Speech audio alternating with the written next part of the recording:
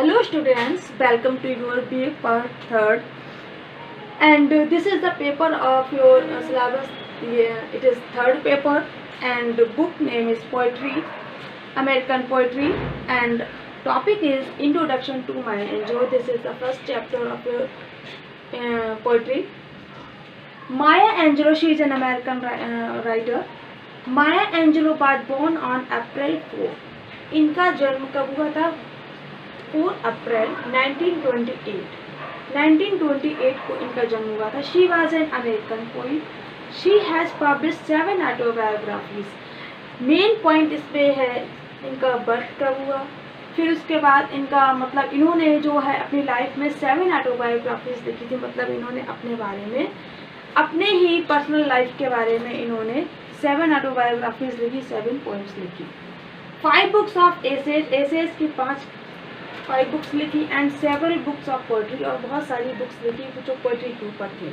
और इन्होंने टेलीविज़न में भी और मूवीज़ में, सीरियल्स वगैरह में इन्होंने लिखा है, काम किया है. She has receive dozen of award. इन्होंने दर्जनों अवार्ड्स प्राप्त किए हैं and over 30 honorary doctoral degrees, और इन्होंने 30 साल के बाद सम्मान भी प्राप्त किया है.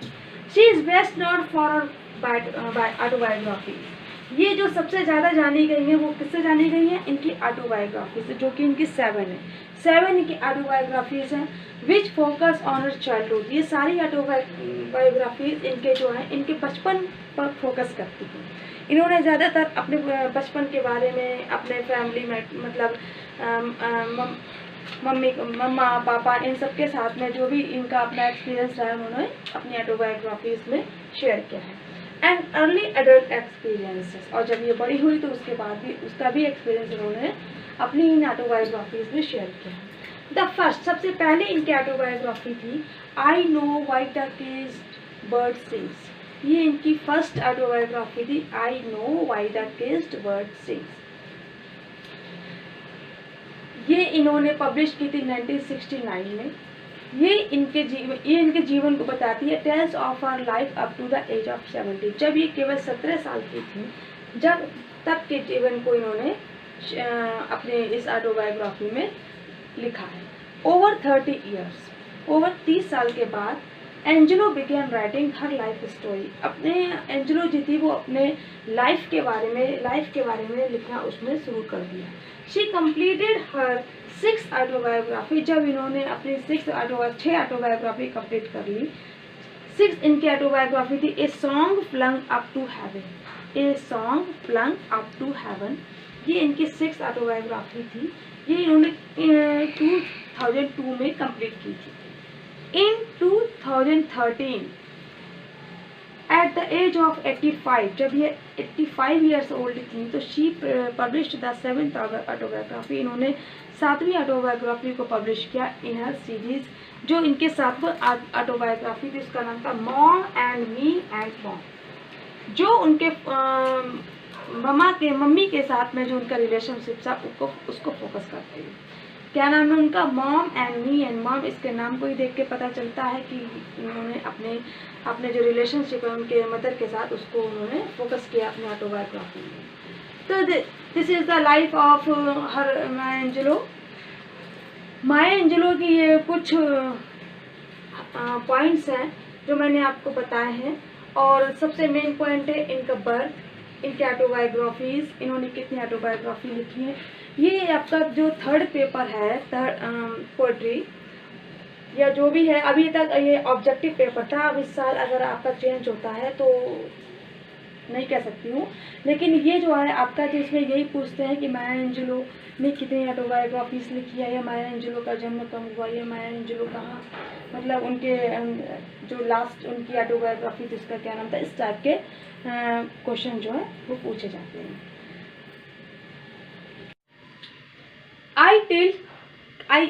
Till I can rest again, मतलब वो उस तूफानी हवा से कह रही है कि मुझे इस लाइफ से उड़ा ले जाइए. ज़िंदगी से मैं इतना ज़्यादा ऊब चुकी हूँ, और जब तक मुझे दोबारा से आराम न मिल जाए तब तक मुझे यहाँ पे छोड़ने मत आना. This is the poem of Maya Angelo which name is woman work. इस पोएम का नाम है वुमन वर्क, जिसमें माया एंजेलो ने उन फीलिंग्स को शेयर किया जो एक हाउस वाइफ फील करती है घर में रहकर वो सारे काम करती है और उसको जो है बिल्कुल भी रेस्ट लेने का भी टाइम नहीं होता है, और जो बहुत ज़्यादा टायर्ड हो गई है, बहुत बोर हो गई है अपनी लाइफ से, तो उनके बारे में उन्होंने पोएम लिखी है। तो ये जो पोएम है वो उन्हीं को डेडिकेट है जो हाउस वाइफ्स हैं। ओके, तो ये अभी पूरी पोएम नहीं है, इसको मैं थोड़ा थोड़ा करके अभी मैं आपको समझाऊंगी। The first line is I have got the children to tend. एक हाउसवाइफ क्या काम करती है? I have got the children to tend. Tend का मतलब टू लुक आफ्टर, मतलब देखभाल करना। मैं क्या करती हूँ? बच्चों की देखभाल करती हूँ। द क्लॉथ्स टू मेन, क्या काम करता है? कपड़ों को सुधारना, बनाना। पूरे दिन एक लेडी का क्या काम है? बच्चों को देखना, कपड़ों को सुधारना, धोना, प्रेस करना। द फ्लोर टू मॉप, फर्श पे पोछा लगाना, पूरे घर में पोछा करना, झाड़ू पोछा करना, उसका सफाई करना। द फूड टू शॉप, और बाजार से सब्जियां लाना खाने पकाने के लिए, है ना, to shop. Then the chicken to fry, and उसके बाद जब वो वहाँ से लाई तो उसके बाद क्या? चिकन टू फ्राई मतलब बनाया, चिकन बनाया, फ्राई किया।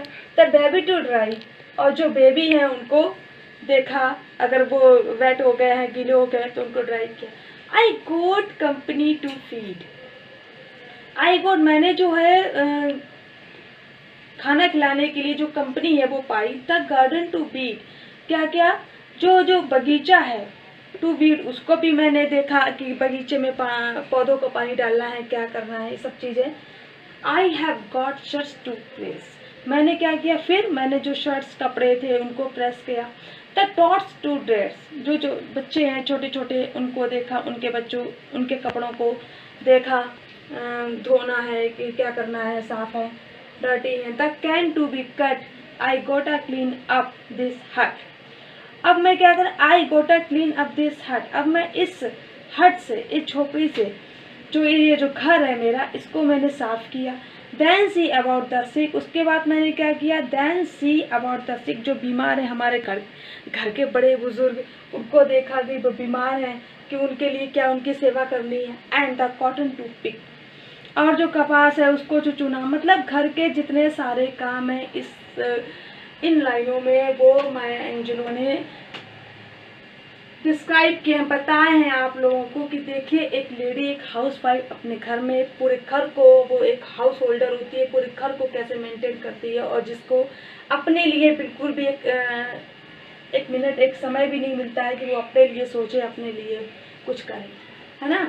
तो इन लाइनों में माया एंजेलो ने एक्सप्रेस किया है किसकी फीलिंग्स को? जो एक लेडी है जो बहुत ज़्यादा टायर्ड हो चुकी है अपनी लाइफ से, अपने उन कामों से जो वो घर में करती है।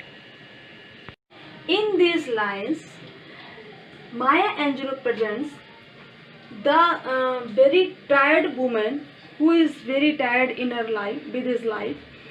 तो पहले की लाइनों में तो पहले ये उसने उन लाइनों में ये बताया है कि मतलब वो कितना काम करती है, क्या क्या काम कर रही है। अब यहाँ पे प्रेजेंट हो रहा है कि क्या वो मतलब कितना ऊब गई है, मतलब कितना बोर हो गई है। तो वो बोल रही है shine on me, shine on me sunshine, मतलब सनशाइन जो सूरज की रोशनी है वो मेरे ऊपर चमके, है ना। रेन ऑन मी, और वर्षा से कह रही है कि जो वर्षा है, जो पानी है वो मेरे ऊपर बरसे। रेन ऑन मी रेन, है ना। सन से कह रही है कि आप अपनी चमक मेरे ऊपर डालिए, और वर्षा से कह रही है कि तुम मेरे ऊपर बरसो।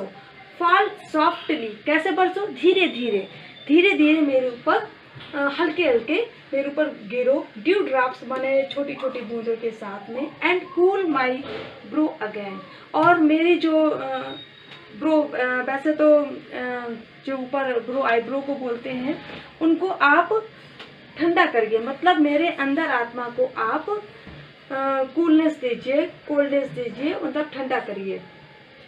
तो वो इतना ज़्यादा अपनी लाइफ से बोर हो गई है, तो इसीलिए वो उन प्राकृतिक ऑब्जेक्ट, नेचुरल जो ऑब्जेक्ट्स हैं उनसे कह रही है कि मुझे उनसे वो जो है आराम पाना चाहती है, शेल्टर पाना चाहती है। ओके, तो किससे कह रही है? Shine on me sunshine, rain on me rain, fall softly due drops, and cool my bro again. ये जो सेकंड स्टैंजा है, स्टॉर्म ब्लो मी, स्टॉर्म जो तूफान, स्टॉर्म का हिंदी मीनिंग क्या होता है? तूफान, मतलब जो बहुत तेज जो हवा चलती है। ब्लो मी, मुझे बहा ले जाओ, फ्रॉम हियर, यहाँ से, मतलब इस जीवन से, मुझे इस जिंदगी से मुझे यहाँ से ले जाइए, बाहर ले जाइए। With your fear set wind, मतलब ऐसे तो मैं नहीं जा पाऊंगी, हल्की हल्की आवाज़ है तुम्हारी, लेकिन फिर से मैंने क्रूर, जो बहुत ज़्यादा उग्र हवा होती है, जब बहुत ज़्यादा तेज़ हवा चलती है तो उसको क्या बोलते हैं? आंधी या तूफान। तो अपनी उस हवा, उस उग्र हवा के साथ मुझे आगे ले चलिए। Let me float across the sky, let me float across the sky, और मुझे पूरे आकाश में मतलब तैरने दीजिए, मुझे घूमने दीजिए। Till I can rest again, जब तक मुझे दोबारा रेस्ट ना मिल जाए, आराम ना मिल जाए, तब तक मुझे आप हवा में घुमाते रहिए। तो and the fourth stanza is this, fall gently snowflakes, fall gently मतलब कि मतलब गिरो, क्या किससे बोल रही हूँ? स्नोफ्लेक्स माने जो बर्फ गिरती है ना, वो कह रही मेरे ऊपर गिरो। कवर मी, मुझे ढक दो, with white cold icy kisses, किससे ढक दो? जो आइस होती है वो तो वाइट होती है, तो वो जो है कोल्ड आइसी, मतलब इतने ज़्यादा मुझे चुम्बन दो कि मैं उससे ढक जाऊं।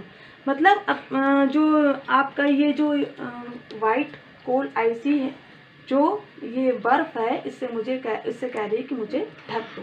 And let me rest tonight, कम से कम आज की रात तो मुझे आराम दो, है ना। टू नाइट मीन्स आज की रात, आज रात तो मुझे आराम ले लेने दो। सनशाइन कर्विंग स्काई, सन माने वही सूर्य, रैन वर्षा, कर्विंग जो टेढ़ा मेढ़ा जो ये आकाश है, माउंटेन जो पर्वत है, ओशन सागर, लीफ माने पत्तियां, एंड स्टोन, इन सब जो जितने भी नेचुरल ऑब्जेक्ट्स हैं इस वर्ल्ड में, उन सब से ये कह रही है कि मुझे जो है, आप वर्षा से कह रही है आप मुझे भिगो, सन से कह रही मुझे चमको, और माउंटेन, ओशियन, और इनसे सबसे कह रही मुझे शांति प्रदान करो। स्टार साइन, जो तारे हैं वो चमके, मून ग्लो, चंद्रमा चमके, यू आर ऑल दैट, आप सभी लोग जो हैं, आई कैन कॉल माई ओन, आप ही सभी लोग ऐसे हैं जिन्हें मैं अपना कह सकती हूँ।